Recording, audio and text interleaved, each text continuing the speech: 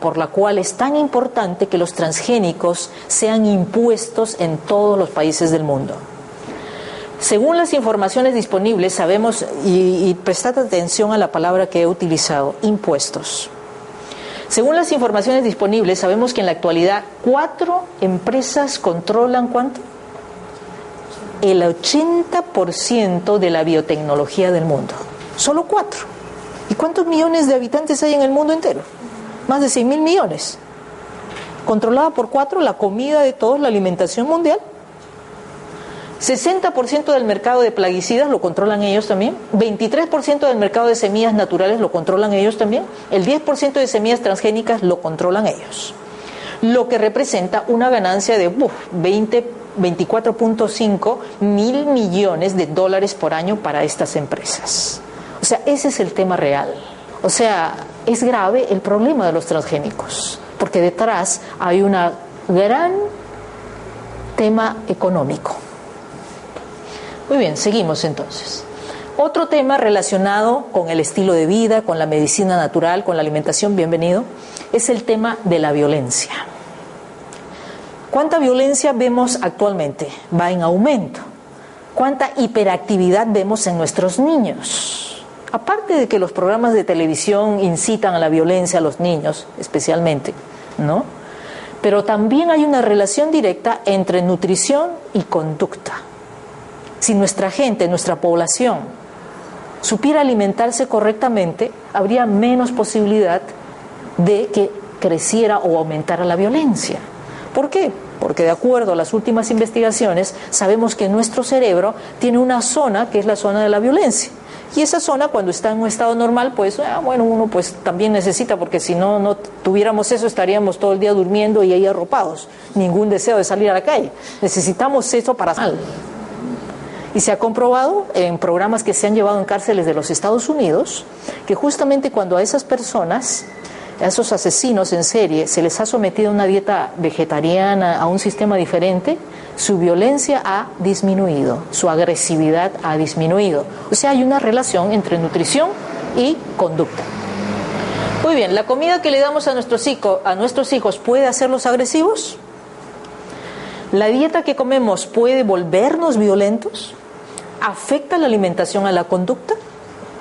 ¿Qué nutrientes o vitaminas o minerales o sustancias nutritivas afectan a nuestro cerebro?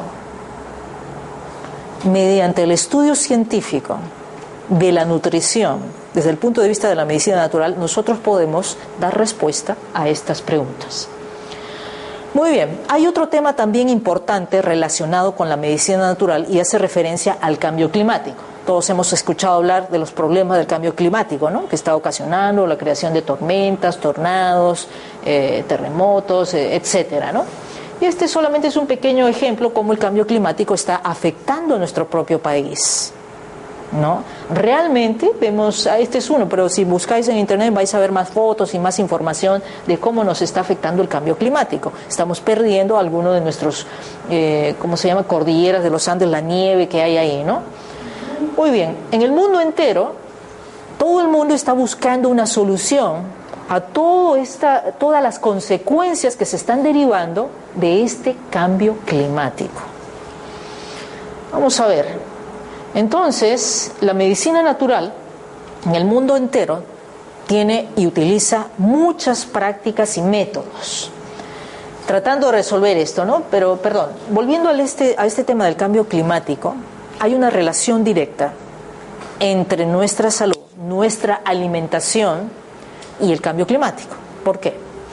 ¿Qué es lo que causa realmente el cambio climático? Hay varias causas, ¿no? Una de ellas, por ejemplo, la contaminación ambiental, la contaminación industrial, ¿no? La contaminación que originan las grandes ciudades, ¿no? Y después hay otro factor, la sobreproducción agrícola.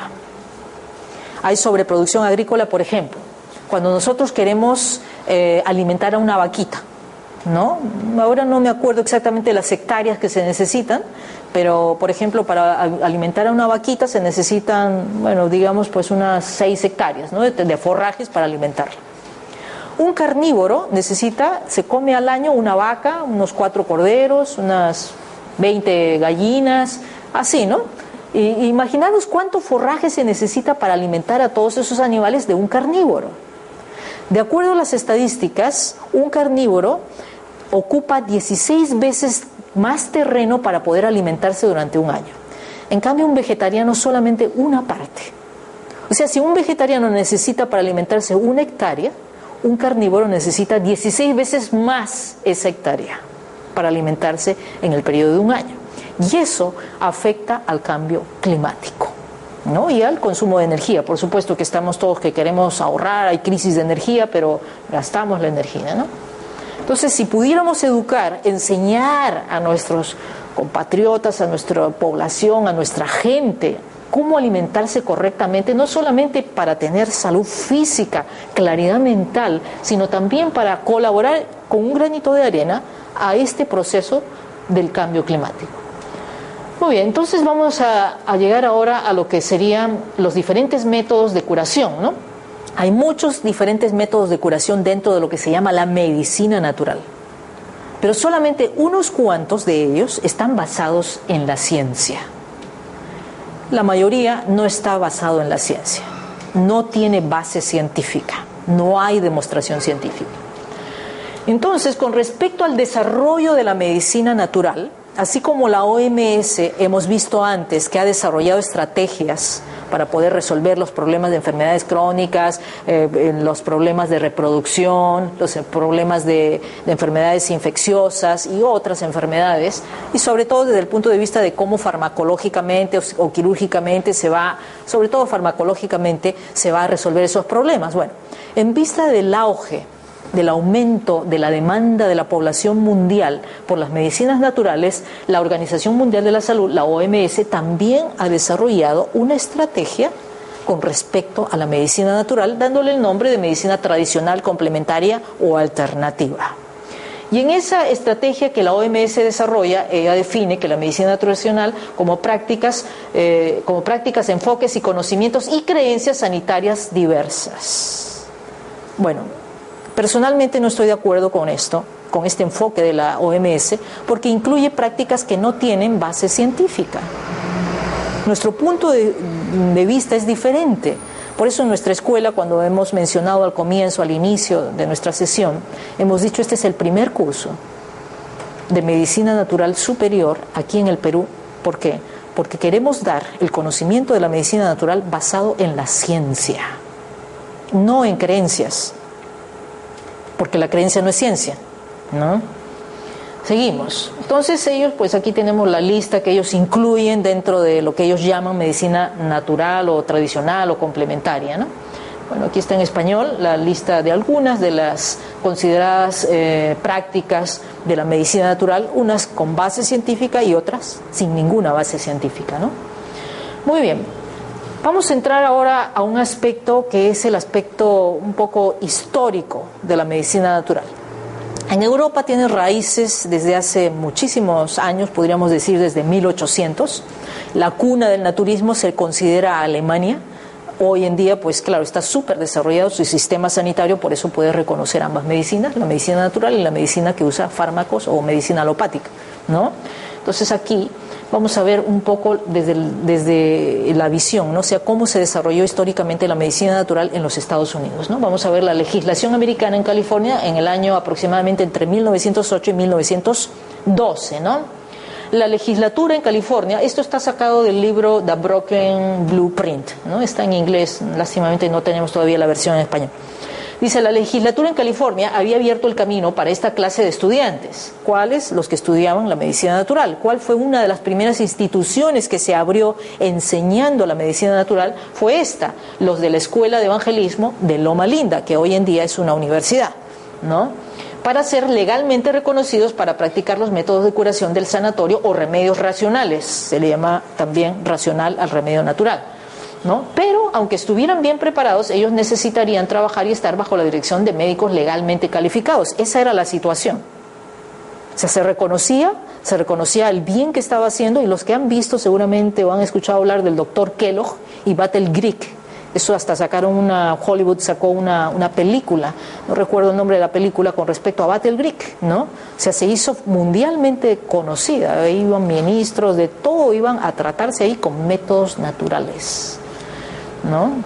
Entonces, ¿qué pasó? En este tiempo el gobierno del Estado daba igual reconocimiento a los remedios naturales y a las drogas o fármacos. Le daba, ¿por qué? Porque las evidencias estaban ahí y la gente se curaba con el método natural, ¿no?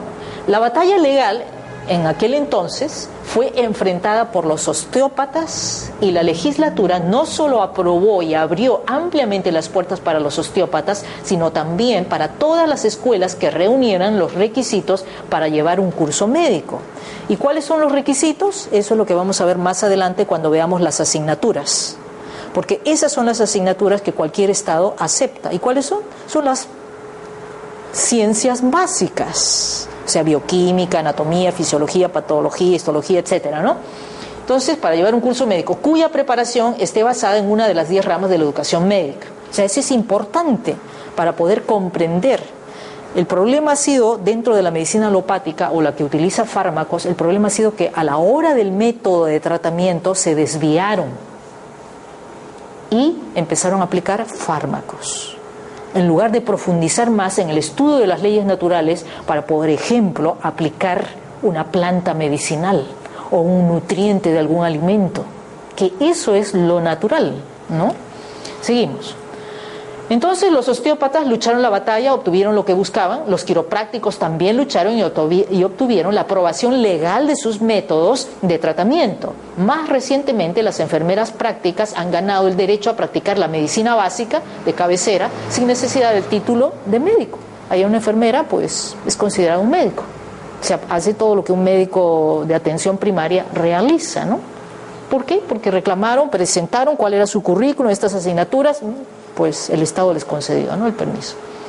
Muy bien. Entonces esta es la lista de las asignaturas que nosotros incluimos en nuestro curso superior de medicina natural, cuyo objetivo es formar profesionales en la medicina natural, o en otros países se le llama naturópata, ¿no? Que esté capacitado para poder dar una consultoría, para poder ayudar a la gente a recuperar su salud, ¿no? Lo vamos a ver luego con detalle más adelante, ¿no? Vamos a ver entonces, aquí hay algunos de los países en los que existe un reconocimiento académico, que lo habíamos visto el concepto anteriormente. Por ejemplo, en los Estados Unidos hay 22 estados que hay universidades donde se enseña la medicina natural. Luego en Canadá, en Cuba, Ecuador, luego en Alemania, Portugal, Bélgica, Escocia, China y algunos países asiáticos. Muy bien. Ahora, los países en los que se acepta su práctica, ¿no? ¿Sí? Es legal practicar eso y está legalizada. Por ejemplo, en Europa tenemos España, Inglaterra, Francia, Italia, Países Bajos, otros países, países del este, lo que era llamado los países de Rusia anteriormente, y en Latinoamérica. Muy bien, por ejemplo, esta es una regulación que se intentó dar en Cataluña para poder reglamentar todo lo que es la medicina natural y para que los profesionales naturópatas puedan ejercer igual que un médico, ¿no? Lo único que no iba a utilizar drogas ni cirugía, ¿no?, sino método natural. Pero ¿qué pasó? Que cuando se iba a dar esta ley, toda la Federación de Naturópatas se opuso. Y uno dirá, ¿pero por qué? Si les estaban dando puerta abierta, ¿no? Se opuso por la sencilla razón de que a la hora de dar el examen, quienes iban a examinarlos iban a ser médicos, que jamás en su vida habían